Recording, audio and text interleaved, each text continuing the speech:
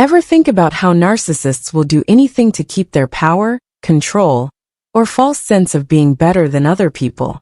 Why should they just break their victim? What if they want to physically, mentally, or spiritually erase them from the world? Today we're going to talk about something scary and important: why narcissists push their victims so far that they often end up depressed or even suicidal. Join us as we look into the scary reasons behind this terrible behavior. You might be shocked by the answers, but they could change your whole life. Before we go any further, don't forget to save, like, and share this movie. We can make more people smart and strong with your help, and bring these important issues to light. The biggest issue with narcissists is that they always want to be in charge and fit in. The image they present to the world shapes their whole sense of who they are. One that everyone must either admire, fear, or want. They feel safe behind this front, which keeps people from seeing how weak and broken they really are. Narcissistic injury is a terrible emotional breakdown that narcissists go through when someone threatens their carefully made image, even if it's just by leaving their peer group. They don't just feel bad about themselves because of this pain. They feel like someone is attacking them at their core. They act out in planned, sneaky, and very mean ways to protect their low sense of self-worth. Narcissists will do awful things to get rid of people they see as a threat. This is one of the scariest signs that they need to be in charge. They could easily drive a victim to complete hopelessness, even to the point of committing suicide. This is useful for more than one reason in their twisted view of the world. For starters, it takes away the instant threat of being caught. The narcissist's lies stay safe because the victim is kept quiet. Second, it makes the lies they tell themselves and other people stronger. When something bad happens, they often act like they're the ones who are sad and confused. This is how they get people to feel sorry for them and keep their power over the people around them. It's not really about the victim's pain or loss. They just want to keep up the image of being perfect and in charge no matter what. When something goes in such a bad direction, it almost never starts with open hatred. Narcissists go about things in a slow, sneaky way that makes them hard to spot at first. Their trick is to break down their victim's sense of self-worth, freedom, and hope over time. All of the things they do are meant to make the victim less stable, more open to being harmed, and ultimately unable to fight back against their control. People don't just do these things. They're part of a well-thought-out plan to stay in power and get rid of any threats. Nasty people like to use a sneaky method known as gaslighting. They make the person they're after doubt their own memories, beliefs, and even their health by telling them lies. People who are abused in this way may start by doing small things that don't seem like a big deal, like denying something happened, or using sly language that doesn't make sense. It gets worse over time though. The target starts to doubt their own mind, and believes the narcissist created a different world for them to live in. The victim feels like they need the narcissist to tell them what's real, and what's not because they ask them so often. It's another thing that narcissists do that makes other people feel bad. By criticizing, putting down, and invalidating their target all the time, they slowly destroy their self-esteem. They say things like honest opinions or constructive feedback to hide the fact that their real goal is to make the victim feel less sure of themselves and less of a person worth respecting. In time, the target internalizes the abuse, believing the narcissist's mean words and thinking they are to blame for the bad way the relationship is going. Self-blame is a strong tool for narcissists because it keeps the victim trying to get their approval, while also making them feel like they don't deserve happiness or help. They want to keep everyone else away as much as possible. It was important that they kept their target away from family, friends, and other people who could help them. Isolation can be done in overt or covert ways. For example, the target might not be able to talk to certain people, or their friends might fight or not trust each other. The more the person is cut off from other people, the more they need the narcissist. They feel even more trapped because they don't know anyone else they can ask for help or support. People who hurt someone feel even more alone and lost when they use triangulation and smear tactics. The narcissist keeps things tense and suspicious by putting other people against the target or telling lies about them.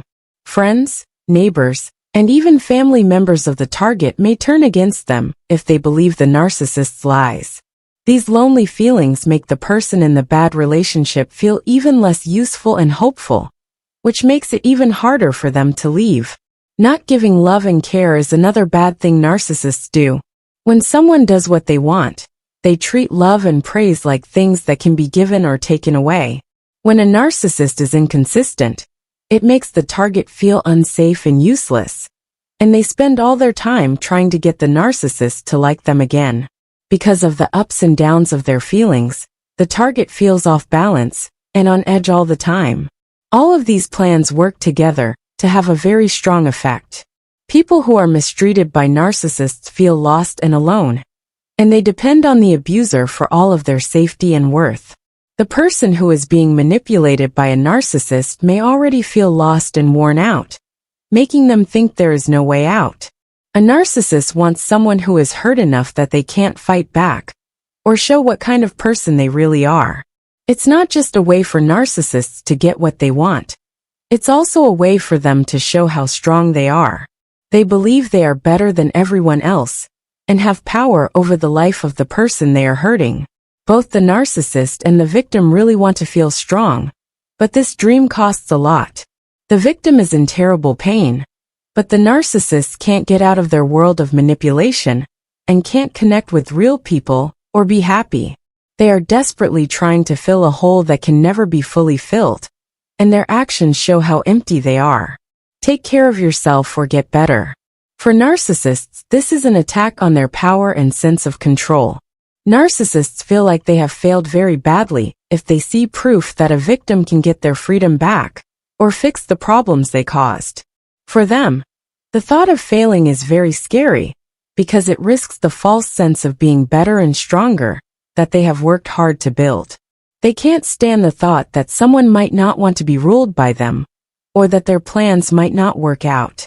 For them, if the victim gets better, it means that their power and control are not being respected. This makes them very angry and often doesn't make sense. When someone rejects them, it hurts them deeply and makes them feel guilty, angry, and like they need to blame the target for what they see as theft. When someone is misled by a narcissist, they not only hurt the person, but they also try to get rid of them from their life. Getting rid of things shows that they are still in charge, and makes it look like they can't be hurt.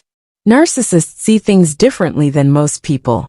They think that anyone who tries to reject them or question their power will be punished by suffering and losing their mind and emotions. They need to take away the victim's freedom, health, and power, and make them feel like they don't matter. Because narcissists don't care about other people, they can't stand it when their victims get better. Most of the time, narcissists can't really understand how other people feel, which lets them ignore the harm they cause. The person who hurts them doesn't seem like a person with thoughts, feelings, and rights to them, because they don't understand or care about the pain they cause. The victim is only seen as an extension of the narcissist, someone who lives to meet their own needs.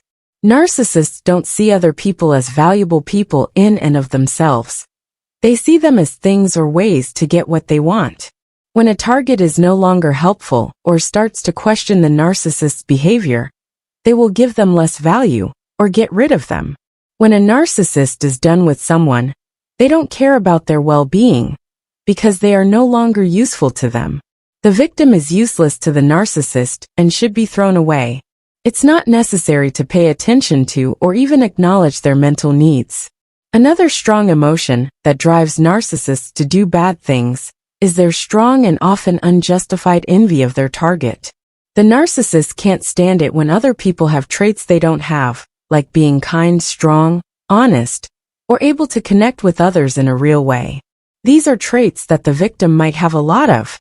Narcissists secretly want these traits, but can't bring themselves to develop them because it would make them weak and make them think about themselves, which is something they will do anything to avoid.